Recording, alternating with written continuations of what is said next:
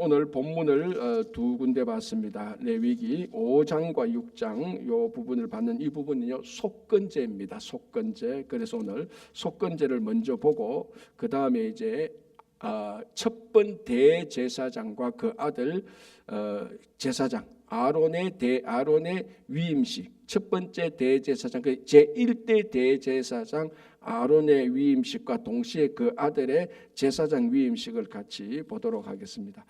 오늘 이제 볼 건 속건제인데요. 속건제는 5대 제사 가운데 마지막 제사 아닙니까? 어제 우리가 속죄제를 봤고요. 이제 속죄제와 가장 이제 유사한 이것도 그러니까 같은 죄를 용서함을 받는 그 제사죠. 이제 몇 가지 차이가 있는데요. 자, 먼저 한번 보겠습니다. 속건제 5장 14절 15절 보겠습니다. 여호와께서 모세에게 말씀하여 이르시되 누구든지 여호와의 성물에 대하여 부지 중에 범죄하였으면 이제 이렇게 나오는데요. 속건제에 해당되는 히브리어는 아삼입니다. 아삼. 우리가 번제에 해당되는 것은 뭐라고? 번제는 하타라 그랬죠. 소제는 민하고 속죄제는 죄송합니다. 번제는 올라, 번제가 올라고 소제는 민하고 그리고 속죄제는 하타고 이 속건제는 아삼입니다. 아삼의 뜻은 책임, 보상 이런 의미가 있습니다. 그래서 속죄제하고 속건제하고 공통점은 다 죄를 용서하는 제사인데 차이는 이 속건제는 보상하는 것이 있습니다. 이제 좀 이따 보겠지만은 속건제는 하나님의 지은 죄를 속죄하는 것이고 사람들의 물건, 특별히 이 물건을 뭐 훔치거나 사기치거나 죽은 것을 가져가거나 착취하거나 이런 데 관련된 거는요. 이런 것들에 대하여서 자기 죄를 용서하기 위하여서는 5분의 1을 더 그 몰래 물건의 5분의 1을 더 보상해야 되는 겁니다. 자, 이게 지금까지 제사 가운데 이런 제사는 없었습니다. 번제, 소제, 화목제, 속죄제 가운데 무슨 일로 인하여서 제물을 드리는 것은 다 똑같지만 다른 사람에게 잘못해서 그 잘못의 5분의 1을 더 보상하는 것은 속건제가 유일합니다. 그래서 속건제의 속건뜻이 보상, 책임 이런 의미가 있는 것입니다. 자, 그리고 속죄제를 드릴 때는 우리 여러 제물이 있었습니다. 그죠? 신분에 따라서 어제 우리가 함께 나눈 거 기억한다면 대제사장 또는 제사장 그리고 이스라엘 전체 회중 그리고 또는 이스라엘 지도자 또는 개인 평민 여기에 따라서 신분에 따라서 예물이 달랐습니다. 그 제사장 또는 대제사장 수송아지 가장 비싼 거를 데리고 나중에 쭉쭉 내려서 평민 같은 경우에는 뭐 양이나 나중에 그것도 안 되면 집비둘기나 산비둘기 새끼 그것도 안 되면은 고운 가루 곡식 10분의 1 에바까지도 허락했습니다. 그런데 속건제는 이 드리는 제물이 딱 한 가지입니다. 숫양입니다. 수양 요것만 드리도록 되어 있습니다. 그러니까 그 다른 오직 흠없는 수양만 드리죠. 그 다른 제사는 아니고 우리가 딱 이제 통일 때가 있는데요. 자, 이제 속건제는 언제 드리느냐? 그럼 무슨 어떤 케이스에 속건제를 드리냐? 한 세 가지가 있는데 첫 번째가 5장 15절 누구든지 여호와의 성물에 대하여 부지 중에 범죄하였으면 이게 첫 번째고요. 두 번째는 17절 5장 17절 만일 누구든지 여호와의 계명 중 하나라도 부지 중에 범하였다면 이게 속건제고요. 세 번째 케이스는 이겁니다. 바로 아까 제가 조금 전에 말씀드린 것처럼 6장 2절 누구든지 여호와께 신실하지 못하여 범죄하되 곧 이웃이 맡긴 물건이나 전당물을 속이거나 도둑질하거나 착취하고도 사실을 부인하고 그러니까 세 가지 경우죠. 첫 번째 여호와의 성물에 대해서 잘못했을 때, 두 번째 여호와의 계명을 어겼을 때, 세 번째 이웃의 물건에 대해서 잘못을 했을 때. 자, 첫 번째 여호와의 성물에 대하여 자 여기서 성물이란 말은 이게 복수형으로 사용되어지면은 여호와께 드리는 예물이 되는 겁니다. 자, 우리가 성물이라 그러면은 성막 회막에 있는 여러 가지 도구들도 다 성물이 되는 겁니다. 그죠? 이런 것들은 그러니까 원래 성물이라고 말 때는 그 단수로 사용합니다. 예를 들어서 향단 그러면 향단 하나로 여호와의 성물 향단 그러면 성물이라고 말할 때 단수로 쓰는데 이게 성물이라는 말이 복수로 쓰면은 하나님께 드리는 예물이라는 의미로 내용이 약간 좀 바뀝니다. 그 정확히 말하면은 첫 번째, 누구든지 여호와의 성물에 대하여 범죄했다는 것은 여호와께 드리는 예물에 대하여서 범죄했거든. 그 예물이 뭡니까? 우리 11조를 드리는 것도 있고 첫 소산, 그 맥추절과 같이 첫 소산도 있고 첫 번째 짐승 드리는 것도 있고 여러 가지 예물이 있지 않습니까? 뭐 번제물 드릴 때 드리는 예물도 있고 여러 가지 예물에 대해서 잘못했을 경우 뭐 여러 가지 잘못할 수 있지 않습니까? 흠 없는 수양을 드리는데 흠 있는 걸 드리라든지 그리고 제대로 안 드린다든지 뭐 드리는 방식이 달랐다든지 첫 소산을 드려야 되는데 두 번째 소산을 드려야 되는지 뭐 이런 경우들이 많이 있을 수가 있습니다. 그러니까 여호와의 성물, 여호와의 예물에 대해서 잘못했다면은 그 예물의 가격을 따져가지고 5분의 1을 더하라는 겁니다. 자, 5장 15절 볼게요. 누구든지 여호와의 성물에 대하여 부지 중에 범죄하였으면 여호와께 속건제를 드리되, 속죄제가 아닙니다. 속건제를 드리되 너가 지정한 가치를 따라 성소의 세겔로 몇 세겔 은에 상당한 흠없는 순양을 양떼 중에서 끌어다가 속건제로 드려서 성물에 대한 잘못을 보상하되 그것의 5분의 1을 더하여 제사장에게 줄 것이요 제사장은 그 속건제의 순양으로 그를 속죄한 즉 그가 사함을 받으리라. 그러니까 속건제의 특징은 내가 잘못했습니다. 하나님과의 관계에서 잘못한 것을 제사만 드리는 것이 아니고 그 제사에다가 잘못한 것의 5분의 1을 물질로 보상하도록 되어 있습니다. 이게 그러니까 확실한, 그러니까 우리말로 하면은 말만 하는 게 아니고 실제로 그 잘못에 대해서 물질로 보상의 표시를 하는 겁니다. 행동을 나타내 보이는 겁니다. 굉장히 구체적이고 우리가 볼 때 실제로 5분의 1을 더 냈구나, 이제 속건제를 드리는구나라는 이 명백한 표시가 되는 것입니다. 그리고 여호와의 계명 중 하나라도 부지 중에 범하여도 똑같고, 자, 일때도 속죄제를 드릴 때 숫양을 드리라. 이거는 뭐 계명을 범했으니까 이게 액수로 따지지를 못하지 않습니까? 그러니까 숫양으로 그냥 제사를 드리는 것이고, 자, 이제 6장을 보면 이게 실제적인 이스라엘 백성들의 공동체의 삶에서 이루어지는 거죠. 물건에 대하여서 잘못했을 때 5분의 1을 드리는데 어떤 잘못이 있는가 한번 보겠습니다. 6장 2절.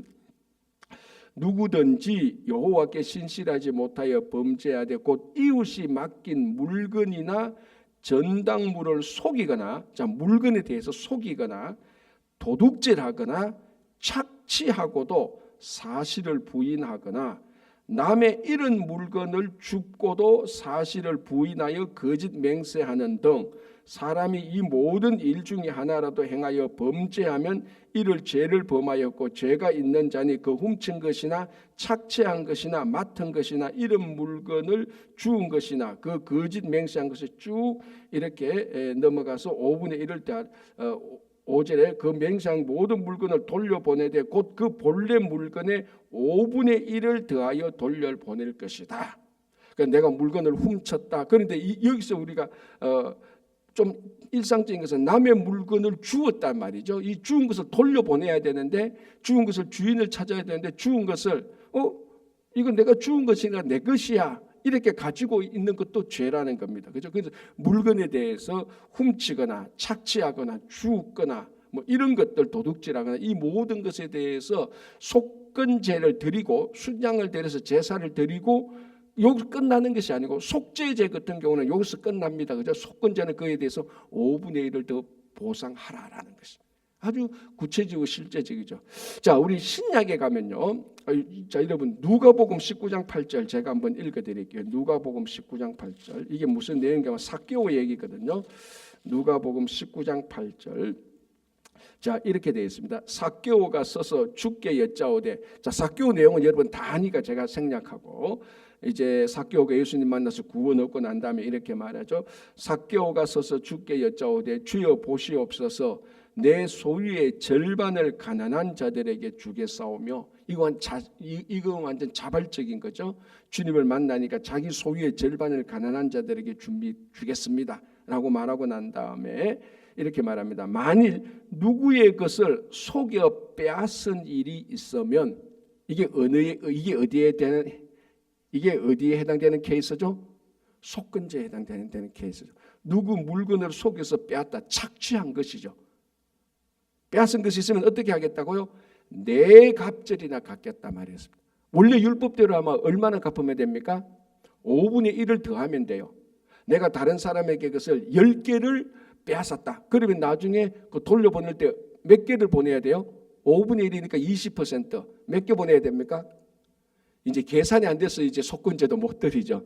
10개를 빼앗았으면 10개를 빼앗으면 돌려보낼 때 5분의 1을 되니까 12개를 보내야 됩니다. 그죠? 20%면 12개를 보내야 되는데 12개를 주면 되는데 이게 속건제인데 지금 삭개오는 뭐라고 말합니까? 4배를 되겠다.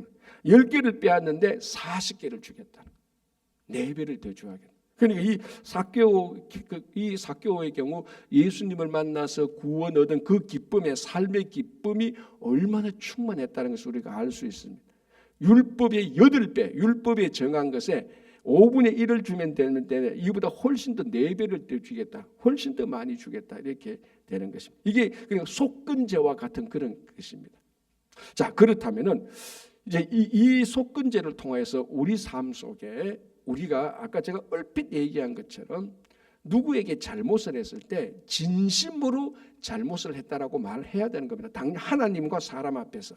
그리고 사람 앞에서 내가 잘못한 것에 의해서 다른 사람이 어떤 피해를 봤다면은 말로만 하니까 그 피해에 대한 보상을 할 수 있도록 내가 뭔가 시도를 해야 되는 거예요. 물론 우리가 율법적인 아니니까 반드시 5분의 1을 해야 된다. 이 케이스마다 어떤 경우는 5분의 1이 아니고 삭개오처럼 4배를 드려야 될 수도 있고 어떨 때는 8배를 드려야 될 수도 있을 겁니다. 상황에 따라서 어떨 때는 5분의 1을 더 추가하는 것이 너무 내게 부담이 되어서 5분의 1은 못하겠다. 한 뭐 10분의 1이나 20분의 1이나 이런 우리 숫자적인 변경은 가능할 겁니다. 오늘 우리가 이 레위기의 속건제를 그대로 드리는 그러니까 그대로 드릴 수는 없으니까 그죠. 뭐 그대로 드린다면 순장을 잡고 이렇게 해야 되는데 그러나 이 속건제에 흐르고 있는 기본적인 잘못에 대한 책임을 어떻게 지느냐? 말로만 하는 것이 아니고 교회 와서 예배 한번 드리는 것이 아니고 다른 사람에게 피해가 있다면 그 피해에 대하여서 진짜로 책임질 수 있도록 내 때문에 이런 피해를 당했구나. 어떻게 좀 도와주지? 실제적으로 행동을 하는 그런 우리들의 책임 있는 성숙한 자세가 필요한 겁니다. 그게 속건제입니다. 그래서 실제적으로 이스라엘 백성들의 공동체에서 사람과 사람 사이에서 일어난 피해를 보상할 수 있는 제사가 바로 속건제입니다. 그리고 이 제사가 하나님과의 관계는 당연하고요. 이거는 뭐 말할 수도 없고 속건제, 특별히 화목제 같은 경우도 다른 사람들과 화목이 일어나고 속건제는 피해를 보상하게 되는. 그러니까 여기서 우리가 넓게 보면 무슨 의미가 알 수 있는가?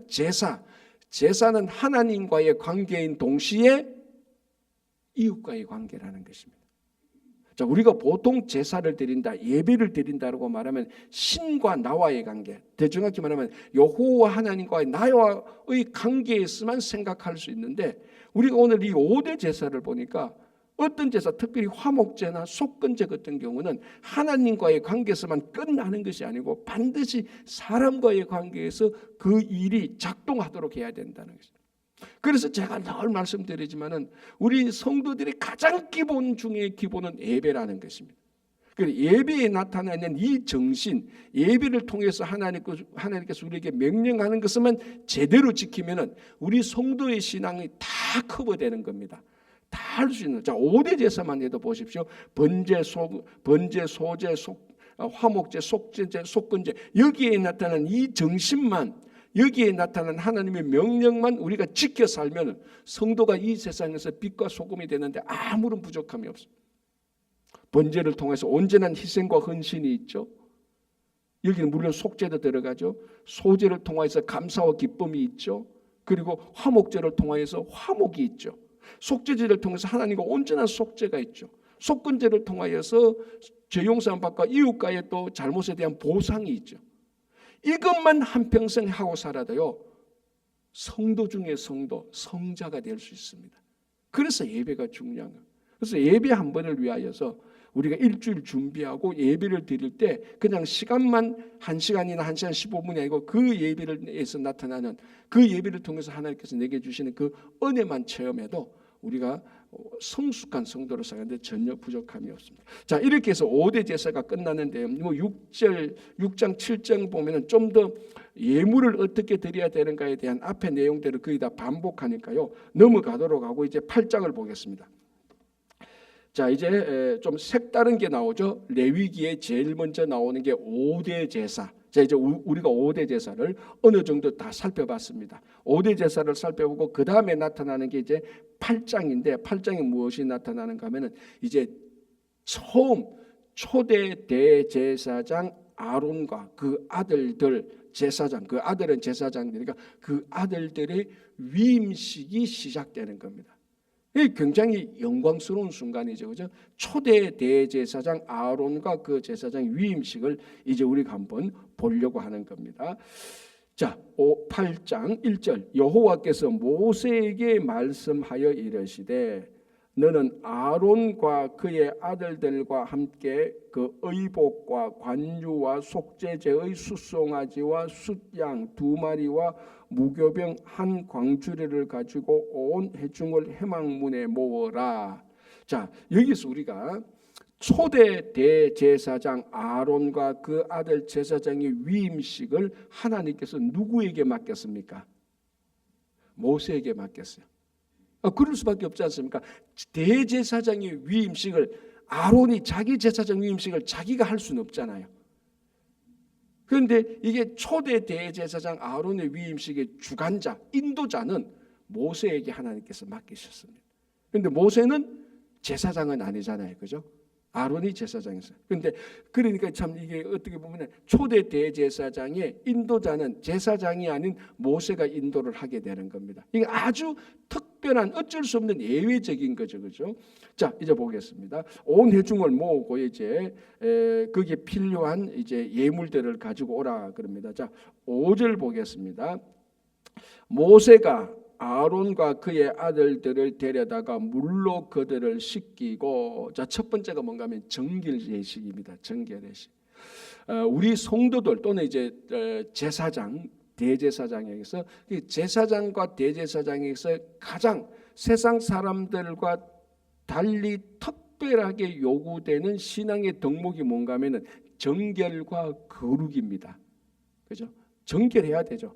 거룩해야 되죠. 이게 대제사장 또는 제사장에게 특별히 더 요구되는 것입니다. 자, 우리가 제가 늘 말씀드리지만 우리 베드로전서 2장에 우리를 보고 베드로 사도가 뭐라고 말했습니까? 너희들은 왕 같은 제사장이라 그랬습니다. 그러니까 여러분 이 레위기에 나타나는 이 제사 또는 제사장은요 3500년 전에 아론과 그 후손들에게 해당되는 것이 아니고 신약에 나타난 예수 그리스도를 믿는 우리들에게는 이게 오늘날 우리 이야기다, 내 위임식이다 이래 생각하면요 훨씬 더 정확한 말씀을 우리가 묵상하는 겁니다. 자, 이게 아론의 위임식이구나. 그럼 이 위임식에 나타난 정신이 뭐지? 이런 정신이 있구나. 이 아론과 그 아들들이 이런 정신으로 살아야 되구나. 재미있네. 이게 아니고 아론에게 나타난 이 정신이 내가 오늘날 살아가야 되는 그 정신, 신앙의 덕목이라는 겁니다. 왜? 우리가 왕같은 제사장들이에요. 자, 그래서 첫 번째 뭐라고 말합니까? 정결하게 하고 그들을 씻겨라라고 말합니다. 제사장에게 있어서 정결과 거룩은 제사장의 가장 중요한 본질이고 정체성이듯이 오늘날 성도들에게 정결과 거룩은 가장 중요한 정체성입니다. 자, 그러니까 우리가 시대를 쭉 봤을 때 3500년 전 그리고 예수님께서 탄생하신 2000년 전 중세시대 1000년에서 1500년 전 이런 시대를 우리가 막막하게 생각하면 뭔가 그래도 그 시대는 오늘날 우리가 보는 현재 문명이었고 첨단 이런 과학 문명이었기 때문에 뭔가 모르게 좀 정결과 거룩의 분위기가 좀 있습니다. 특별히 우리 중세 유럽 시대를 생각하면은 우리가 딱 떠오르는 게 중세 유럽 시대 생각하면은 커다란 성당이 있고 종탑이 있고 하루에 그 종탑에서 흘러나는 그 종소리를 듣고 이런 분위기가 있지 않습니까? 그래서 뭔가 모르게 그 시대에 그러면은 중세 시대 3500년 전 예수님 시대라면 말하면은 거룩에 대해서 우리가 좀 쉽게 생각할 수 있는데 오늘날 21세기 오늘날 우리 시대의 삶은 거룩 전혀 상관없는, 가끔 제가 말씀드리지만 요즘 젊은이들에게 야 너희들 거룩하게 살아라, 그게 가장 젊은이들이 이해할 수 없는, 가장 따분하게 생각할 수 있는, 가장 재미없는 그런 단어가 정결과 거룩입니다. 우리는 재미있게 살아라, 너희들 하고 싶은 대로 살아라, 뭐 이런 말이 어필이 되지, 정결해야 돼, 거룩해야 돼, 전혀 상관없는 것처럼 들리지만은 오늘날 레위기를 볼 때 제사장의 가장 중요한 덕목은 정결과 거룩입니다. 이제 요거 다음에 관유로 그 사람들에게 또 기름 바르는 형식이 나오거든요. 그리고 우리 같은 성도들, 왕 같은 제사장들은 여전히 오늘 이 시대에도 우리는 정결과 거룩한 삶을 살기 위해서 늘 우리 마음을 하나님 앞에 내놓아야 되는 겁니다. 여러분 디모데후서 보면은 사도 바울이 디모데에게 이런 권면을 하지 않습니까? 훌륭한 일꾼의 비유를 할 때 농부 비유도 들고 군인 비유도 들고 그릇 비유도 들지 않습니까? 어떤 한 집에 그릇인데 무슨 그릇이 있습니까, 여러분? 금그릇, 은그릇, 질그릇, 나무 그릇이 있습니다. 자, 이 나무 그릇이 있는데 주인은 어느 그릇을 사용하죠? 그렇죠. 야, 그래도 새벽에 나오시면 잘한다. 금그릇, 은그릇, 나무그릇, 질그릇이 있지만은 주인이 사용하는 그릇은 깨끗한 그릇이라는 거예요. 그게 금그릇이 깨끗하면 금그릇을 쓰고 나무그릇이 깨끗하면 나무그릇을 쓰는 겁니다. 그런데 오늘날 사람은 그 그릇이 무슨 그릇이냐, 그게 계속 초점 맞춥니다. 그래서 뭐 한 10년 전부 10년 또 더 됐나요? 10년, 2000년도 오면서 한국에서 늘 하는 말이 뭐 저 아이는 금수저 출신이다, 나는 흙수저다. 자기 출신 배경이 좋은 집에서 태어나면 금수저다, 좀 가난한 집에서 태어나면 흙수저다. 이게 젊은이들한테 계속해서 이슈가 되는 겁니다. 그게 공정과 공평, 뭐 출세, 출신, 출생 성분, 뭐 또 우리 드라마식으로 말하면 출생의 비밀이 전부 다 여기에 있습니다. 그런데 사도 바울이 디모데에게 말할 때는 그게 금그릇인지 나무 그릇인지 그게 중요하지 않다는 겁니다. 뭐가 중요하냐? 깨끗한 그릇이라는 겁니다. 오늘날 우리 시대의 젊은이들이 바로 이 부분에 초점을 더 맞춰야 되죠. 주인이 사용하는 것은 내가 금수저 출신이니까 나를 사용하는 것이 아니고 금그릇이라도 더러우면 평생 안 씁니다. 여러분 식당에 가보십시오. 식당에 그릇이 나오는데 그 주방에서 그 더러운 그릇이면 그 그릇이 아무리 크고 좋아도 더러운 그릇이면 그거 안 내놓죠. 깨끗한 그릇을 내놓는 거하고 똑같습니다. 저는 이 제사장 위임식의 가장 첫 번째 의식이 뭐냐 하면은 이 아론과 그 아들들을 정결하게 하는 겁니다. 씻게 해야 되는 겁니다. 아무리 능력이 있고 아무리 똑똑하고 아무리 출신이 좋아도 하나님께서 우리를 쓸 때는 정결하지 않으면 안 쓰는 거죠. 자, 그래서 8장 6절 먼저 그들을 씻기고, 두 번째 8장 7절 보면요, 아론에게 속옷을 입히며 띠를 띠우고, 이제 우리가 앞에서 봤던 출애굽기 때 봤던 대제사장에게 있는 그 복장 우리가 다 살펴봤지 않습니까? 속옷, 겉옷, 에봇, 띠, 여기 흉패 안에 우림과 둠밈, 여기 어깨 다, 머리에 관 씌우고 간에 또 띠 붙이고, 그 모자 쓰고 띠 붙이고 그 또 금감 붙이는 이런 거 우리 다 봤지 않습니까? 지금 그거 말하는 겁니다. 8장 7절 볼게요. 아론에게 속옷을 입히고 띠를 띠우고 겉옷을 입히며 에봇을 걸쳐 입히고 에봇에 장식띠를 띄워서 에봇을 몸에 메고 흉패를 붙이고 흉패에 우림과 둠밈을 넣고, 우림과 둠밈은 어디 쓰는 것이죠? 판결할 때. 그리고 흉패 여기에 우림과 둠밈을 였습니다. 그런데 우림과 둠밈을 가지고 정확히 어떻게 판별했느냐는 방식은 성경에 나타나지 않습니다. 그래서 많은 학자들이 추정하죠. 쉽게 말하자면은 하나님 앞에서 제사장들이 모여서 기도하고 백성들과 기도하고 인간적인 판단이 어려울 때 하나님에게 판단을 맡깁니다.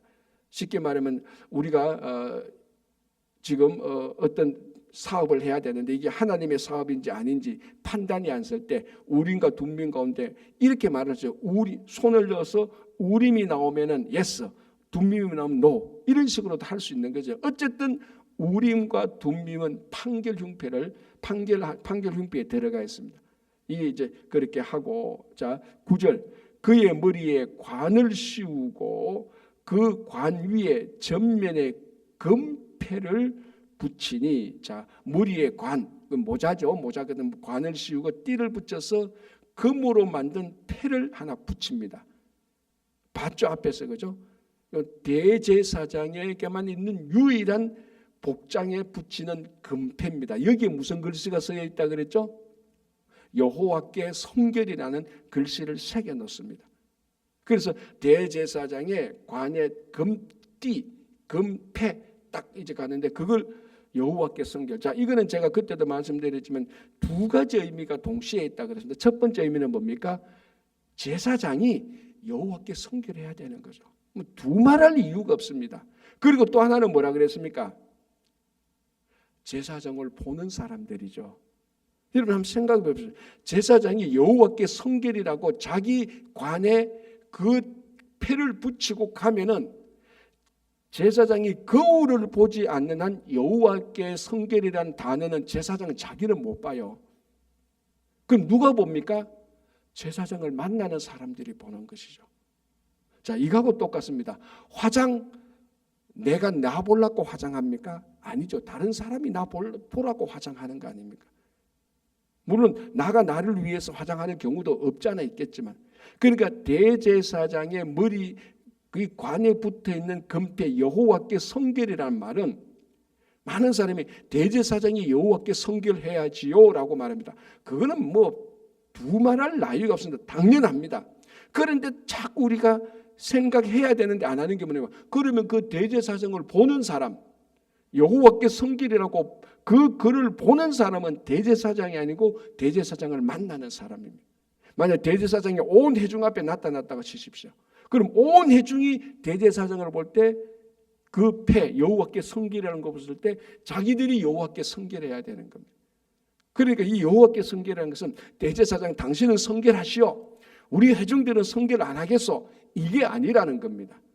대제사장은 당연히 성결해야 되고 그것을 보는 모든 회중들이 다 성결해야 되는 것입니다. 이렇게 해서 대제사장이 이제 착복식이 끝나죠. 정결식이 끝나고 착복식이 끝납니다.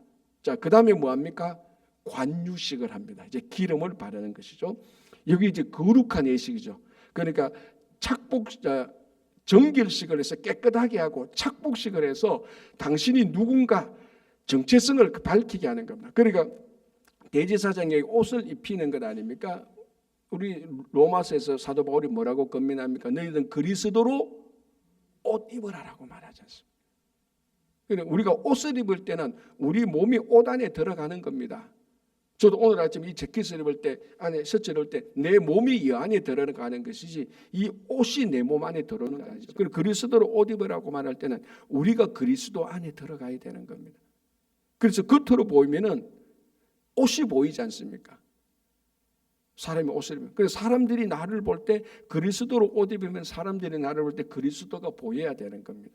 그 대제사장이 이 착복식을 하면 사람들이 누구든지 그 복장을 보고 대제사장인 줄 아는 것입니다. 그래서 정결식, 착복식, 그 다음에 이제 세 번째 나오는 게 관유식입니다. 거룩하게 하는 것이죠.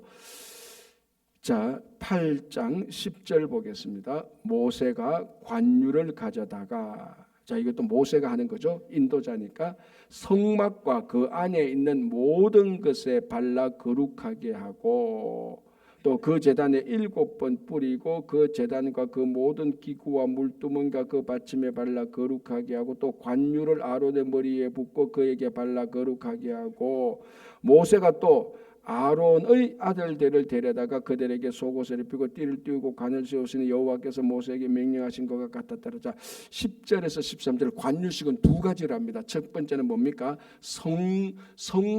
성막에 있는 도구들에게 기름을 발라가지고 거룩하게 하고 이제 아론과 그 아들들에게 기름을 부어서 거룩하게 하는 겁니다. 자, 기름을 부른다는 것은 기름을 부어서 구별하는 겁니다.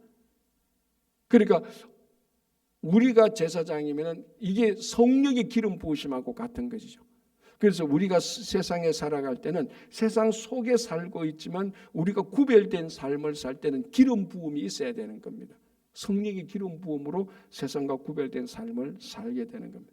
자, 이렇게 해서 자, 뭐가 끝납니까? 정결식, 착복식, 관유식이 끝납니다. 자, 그럼 위임식 다 끝납니까? 이제 제일 중요한 게 남았습니다. 뭡니까? 제사.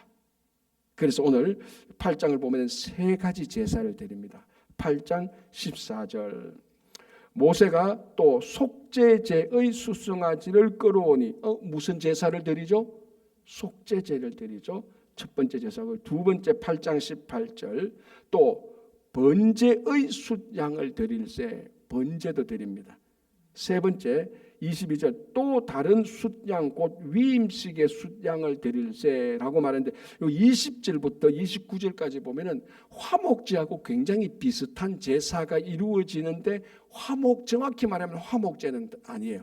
그래서 속죄제의 수송아지라고 앞에서 말했고, 그리고 앞에는 번제의 숫양도 말했는데 화목제의 수양이라고 말하지 않고 화목제하고 비슷한, 그러니까 대제사장 때만 드리는 특별한 예식이 하나 나오는 겁니다. 세 가지 제사, 속죄제, 번제, 대제사장만 드리는 특별한 화목제하고 좀 비슷한 제사, 요 세 종류의 제사를 드려서 위임식을 하게 되는 겁니다. 요 세 종류의 제사는 내일 우리가 좀 더 자세히 보고요. 크게 보면은 자, 제사장, 대제사장 위임식이 첫 번째 정결식, 두 번째 착복식, 세 번째 관유식, 네 번째 제사. 이런 과정을 거쳐서 대제사장과 그 아들 첫 번째 초대 대제사장 아론의 위임식을 하게 되는 겁니다. 이렇게 해서 이제 본격적으로 사역을 하게 되는 것이죠. 내일 요 제사를 좀 더 약간 더 살펴보고 또 계속해서 본문을 보도록 하겠습니다. 오늘 우리가 이렇게 보면서 속건제에 나타난 정신, 하나님 앞에서 우리가 죄사함을 받고 사람들과의 관계에서도 죄사함의 문제를 해결하되 책임을 지는, 필요하면은 보상도 해야 되는, 이게 중요하죠. 그죠? 보상이, 내가 잘못했다면 말로만 하는 것, 실제적인 행동의 보상이 있어야 그게 이제 해결이 됩니다. 그리고 제사장 위임식을 보면서 이 여기에 나타나는 모든 정신이 바로 우리에게 요구하고 있는 하나님의 명령이다라는 것을 생각하면서 우리가 왕 같은 거룩한 제사장으로 살아가시기 바랍니다. 기도하겠습니다.